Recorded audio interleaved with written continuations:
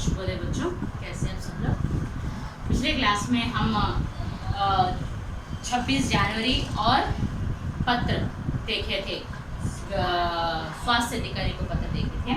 आज दूरदर्शन देखेंगे, निबंध। देखिए, दूरदर्शन। दूरदर्शन को टेलीविजन भी कहते हैं। टेली का अर्थ है दूर और विजन का अर्थ है प्रतिबिंब। सो यहाँ पर दूरदर्शन, दूर से दर्शन करने वाले, माने किसी एक सैटेलाइट के सहारे उन सिग्नलों के साथ सिग्नल्स का रिसीव करने के कारण हम एक यंत्र की सहायता से हम घर बैठे दुनिया भर के समाचार या कुछ भी देख सकते हैं। दूरदर्शन को हम टेलीविजन भी कहते हैं। सो टेली का अर्थ है दूर, विजन का अर्थ है प्रतिबिंब यानी इमेज। तो यहाँ पर दूरदर्शन అంటే మనకి ఒక యంత్రం యొక్క సహాయతతో ఒక శాటిలైట్స్ ద్వారా సిగ్నల్స్ అని వస్తే ఆ సిగ్నల్స్ ని రిసీవ్ చేసుకొని మనం ఇంట్లో కూర్చొని ఒక యంత్రం ముందు అంటే ఒక మషిన్, ఒక వస్తువు ముందు మనం ప్రపంచంలో జరిగిన విషయాలన్నింటినీ కూడా చూడవచ్చు, వినవచ్చు. సో దూరదర్శన్ ని టెలివిజన్ అని కూడా అంటాము.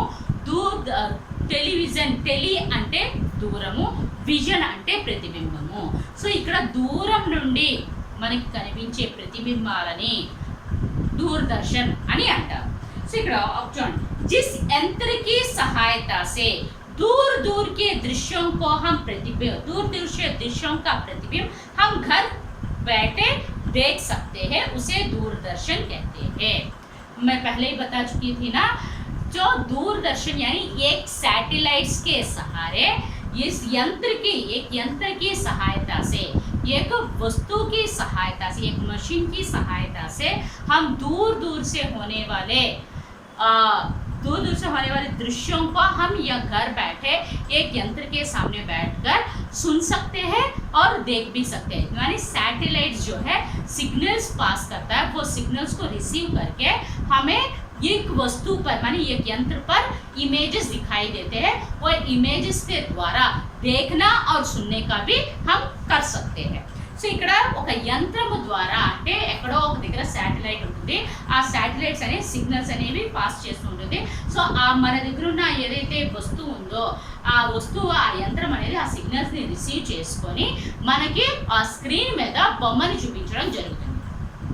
సో ఆ బొమ్మ చూడవచ్చు, మనం వాటి యొక్క మాటల్ని కూడా వినవచ్చు. సో అందుకే వాటిని దూరదర్శన్ అంటే దూర్ సే దర్శన్ కర్నే వాలే, అంటే ఎక్కడి నుంచో జరుగుతున్న ఇవి మనం ఇక్కడ ఇంట్లో కూర్చొని చూడగలం, అందుకని दूरदर्शन.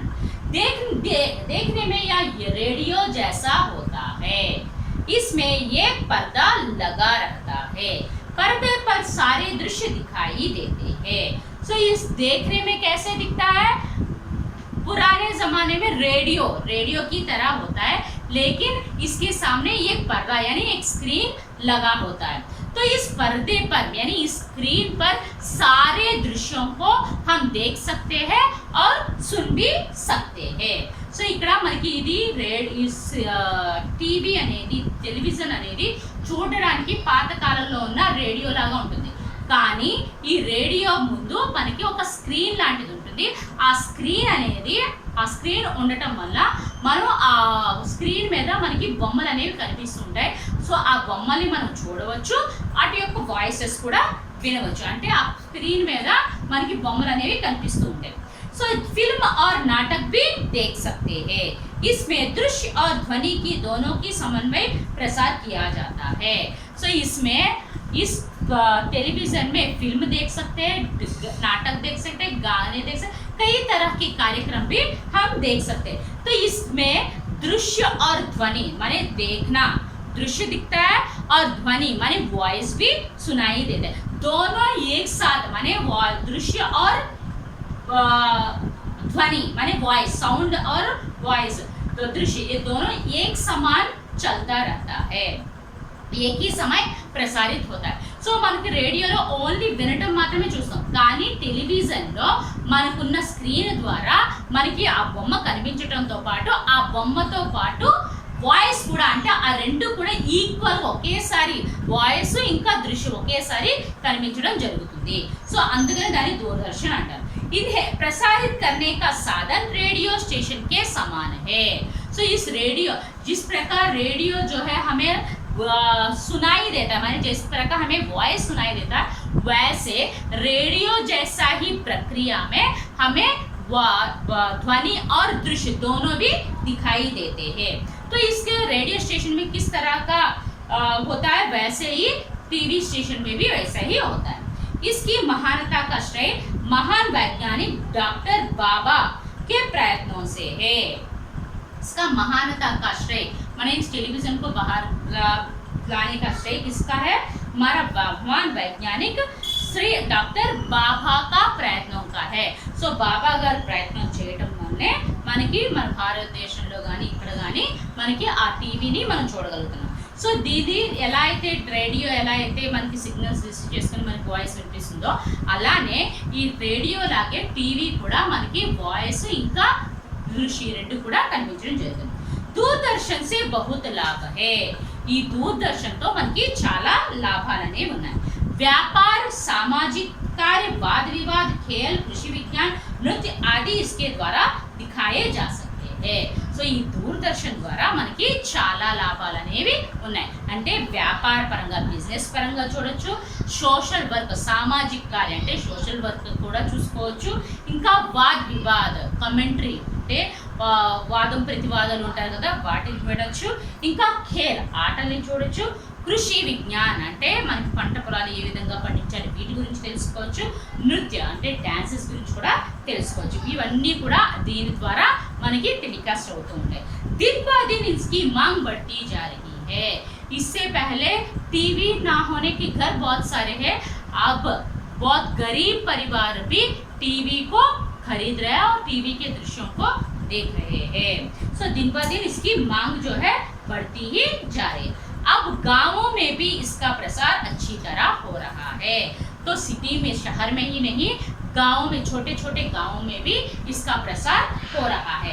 इसका सुधार में वैज्ञानिक दिन रात काम कर रहे हैं, माने इसका नए नए आविष्कार करने के लिए वैज्ञानिक मेहनत करके नए नए आविष्कारों को तैयार कर रहे हैं. సో ఈ దూరదర్శన్ వల్ల మనకి చాలా లాభాలు ఉన్నాయి. సో దీని ద్వారా అంటే మనం అన్నీ కూడా చూడవచ్చు వినవచ్చు. డే బై డే అందరు ప్రతి టీవీ లేని ఇల్లు అనేది ఇంతకుముందు ఉండేవేమో కానీ ఇప్పుడు టీవీ లేని ఇల్లులు అనేవి అస్సలు ఉండదు. ప్రతి ఒక్క ఇంట్లో కూడా టీవీ అనేది ఉంటుంది.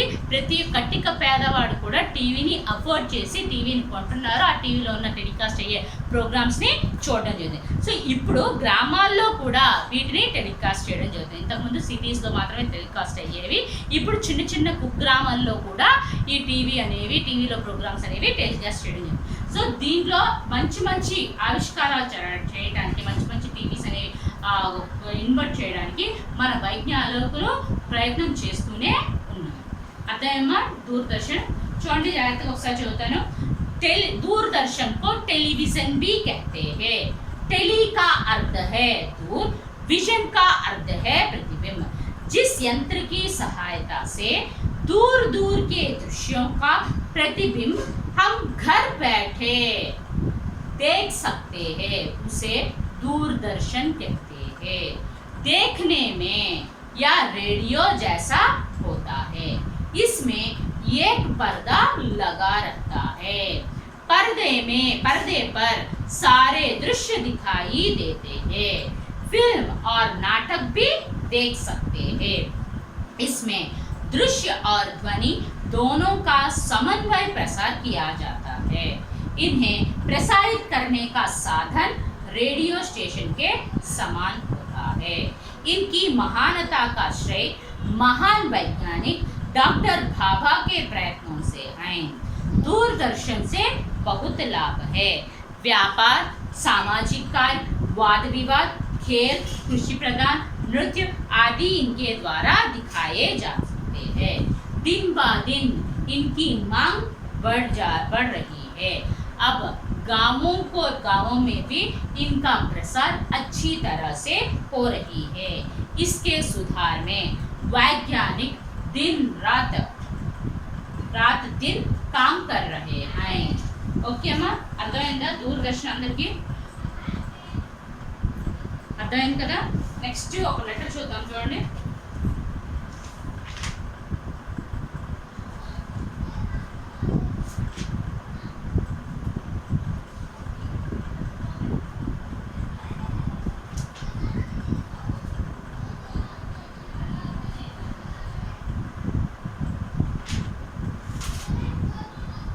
नंबर 254 తీయండి.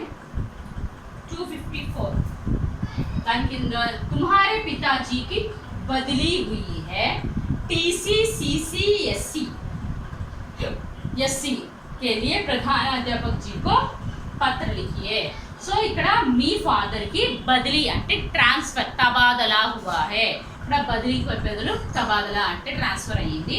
టీసీ అంటే ట్రాన్స్ఫర్ సర్టిఫికేట్, సిసి అంటే కాండక్ట్ సర్టిఫికేట్, ఎస్సి అంటే స్టడీ సర్టిఫికేట్. వీటిని అడుగుతూ అంటే వీటిని ఇష్యూ చేయమని చెప్పి మనం ప్రధాన అధ్యాపకుకి లెటర్ రాయాలి. సో ఏ లెటర్ రాసినా సరే మనం రైట్ సైడ్ ఏం రాయాలి? స్థాను దినాంకం రాయాలి. సో ఇక్కడ తెనాలి రాసుకుందాం. తెనాలి రాసిన తర్వాత కామా పెట్టి ఇక్కడ మనం డేట్ వేయాలి. 10/10/2020 అంటే ఫుల్ స్టాప్. సో ఇక్కడ మనం ఏం రాస్తాము? మనం ఎవరి అడ్రస్ రాయాలి? ప్రేషక్ అని కూడా రాసుకోవచ్చు. ప్రేషక్ అని పెట్టి ఇక్కడ be address, ప్రేషక్ address Ramarao,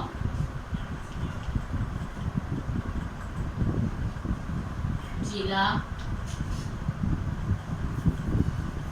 Ramarao, సన్నా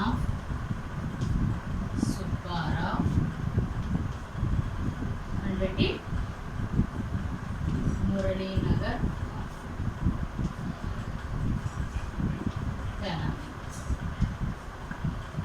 ఇక్కడ కామర్స్ పెట్టుకొని ఇక్కడ లాస్ట్లో క్వశ్చన్ సేవామే రాసి మనం ఎవరికి లెటర్ రాస్తున్నాము? మనం ప్రధానాధ్యాపకు శ్రీమాన్ प्रधानाध्यापक जी,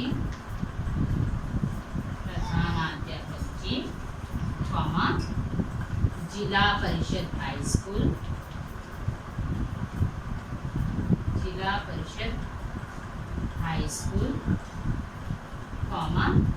తెనాలి. సో ఇక్కడ ప్రేక్షకు రాసినా రాకపోయినా పర్వాలేదమ్మా, కానీ ప్రేక్షకు రాస్తే నీట్గా ఉంటుంది.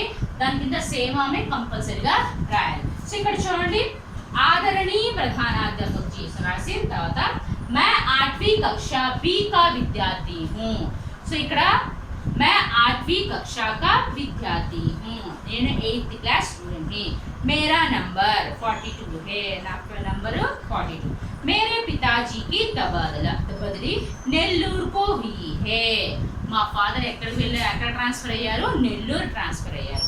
సో అందుకని మేరే टीसी అంటే ట్రాన్స్ఫర్ సర్టిఫికేట్, सीसी అంటే కాండక్ట్ సర్టిఫికేట్ और एससी స్టడీ సర్టిఫికేట్ యథాశీఘ్ర दिलाने की कृपा कीजिए. ఎంత త్వరగా, as soon as possible, ఎంత త్వరగా కుదిరితే అంత త్వరగా ఇష్యూ చేయండి. मैं నెల్లూరు की पाठशाला में भर्ती होना चाहता हूँ. నేను నెల్లూరు పాఠశాలలో నేను జాయిన్ అవ్వాలని అనుకుంటున్నాను అని చెప్పి మధ్యలో మిడిల్లో ధన్యవాదం పెట్టి फुल स्टॉप पेटे आपका आज्ञाकारी छात्र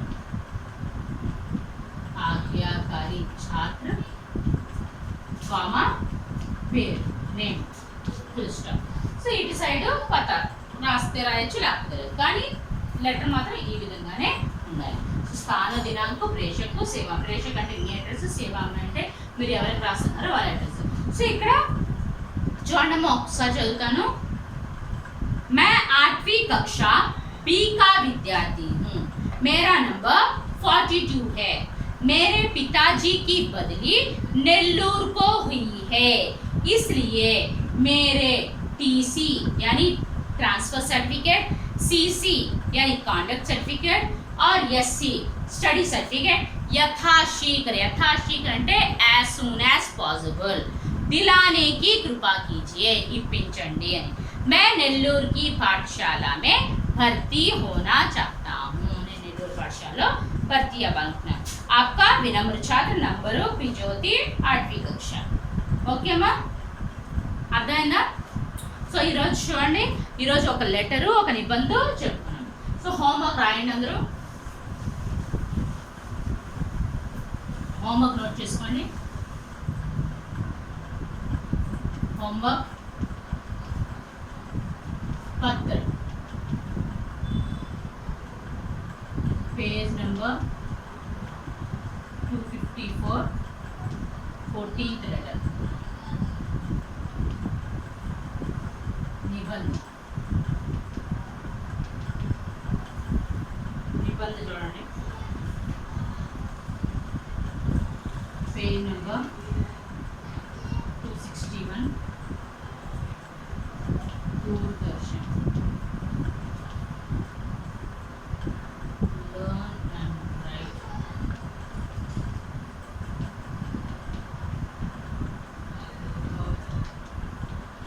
सी